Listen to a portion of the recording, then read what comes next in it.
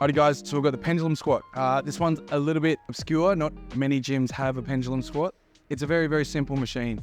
It unracks and racks just like a Smith machine does. So you've got this handle in front of you. You go to pull it backwards, to unrack it, push it forward to rack it back up. Very simple machine. So weight goes on the back here. You're gonna load up with whatever weight you need, okay? Step into the machine, shoulders under the pads, unrack, and then step up onto the platform. Now, your instincts might tell you to put your feet sort of where mine are right now, which is fairly low down the platform. It feels intuitive anyway. What I want you to do is just err on the side of caution and push your feet slightly higher than you think you should.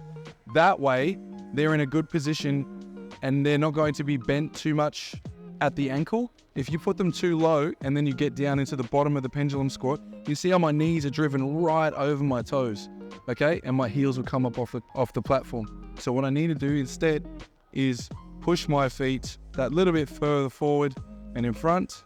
And that way, as I come down, my entire foot is planted on the machine, okay? So just like that, doing the same thing, keeping your heels, feet completely planted on the machine as you press, hand on the handle, and go for it.